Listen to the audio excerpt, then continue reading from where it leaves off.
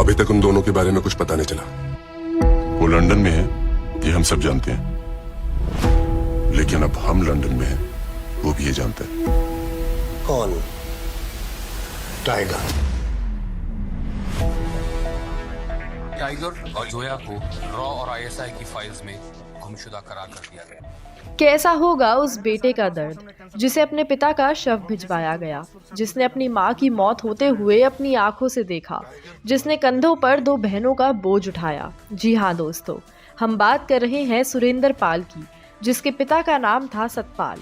सतपाल ने अपनी पूरी जिंदगी देश की सेवा में लगाई सिर्फ इसीलिए ताकि उसके बच्चों को एक अच्छा जीवन मिल सके, और आज उसके बच्चे दर दर की ठोकरें खा रहे हैं। बात है साल 1999 की, जब कारगिल का युद्ध चल रहा था और सतपाल एक इंटेलिजेंस कंपनी में एज एन ऑफिशियल काम करता था। लेकिन समय की मांग को देखते हुए उसे खुद पाकिस्तान भेजा गया।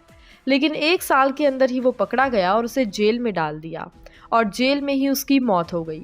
साल 2000 में जब उसकी मौत हुई तभी उसका शव भारत के झंडे में उसके घरवालों के पास भेजा गया, जिसे देख उसका बेटा सुरेंद्र डर से कांप उठा।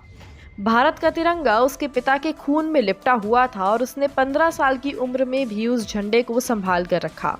इसके बाद पूरे परिवार को समझ नहीं आया कि आखिर वो करें क्या। सतपाल की 2 और बेटियां भी थी और उसकी माँ तो जैसे अब टूट ही गई थी, और अब सारी जिम्मेदारी सुरेंद्र के कंधों पर आ गई। वो सभी को संभालता था, माँ का ख्याल रखता और बहनों को खाना खिलाता था। जैसे जैसे वो बड़ा हुआ ये जिम्मेदारियां और भी बढ़ती गईं, और 12वीं कक्षा पूरी करने के बाद उसे अपने स्कूल से बाहर निकलना पड़ा, क्योंकि घर में कोई और कमाने वाला नहीं था और पिता ने जितनी सेविंग्स की थी सब खत्म हो चुकी थी।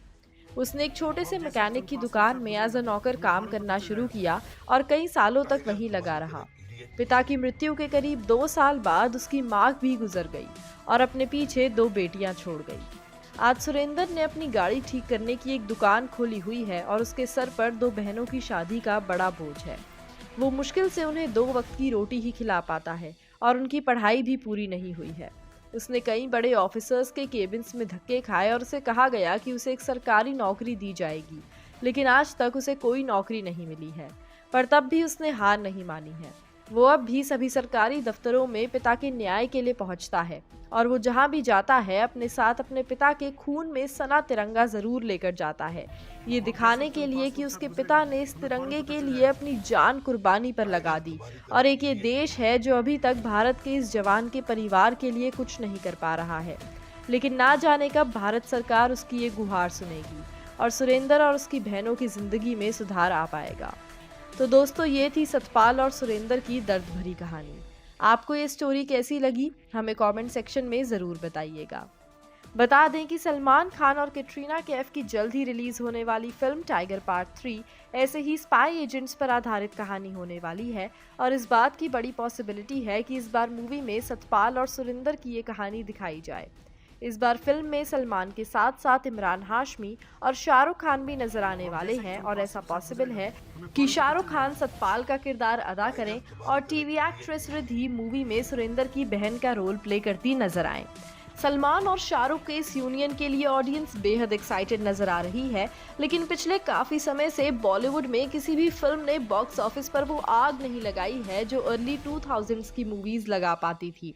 पर टाइगर 3 से यकीनन ऑडियंस को काफ़ी उम्मीद है, और हम भी उम्मीद करते हैं कि टाइगर पार्ट 3 बॉलीवुड को फिर से अपने इस मुकाम तक पहुंचाए। आप हमें ये ज़रूर बताइएगा कि आपको बॉलीवुड की कौन सी फिल्म सबसे ज़्यादा पसंद है, और क्या आपके अकॉर्डिंग टाइगर पार्ट 3 बॉलीवुड में कुछ कमाल कर पाएगी। आज के लिए इतना ही। ऐसी ही और इंटरेस्टिंग अपडेट्स और दिलचस्प कहानियों के लिए जुड़े रहिए हमारे साथ, और सब्सक्राइब करें हमारे चैनल बॉलीग्राड स्टूडियोज़ को।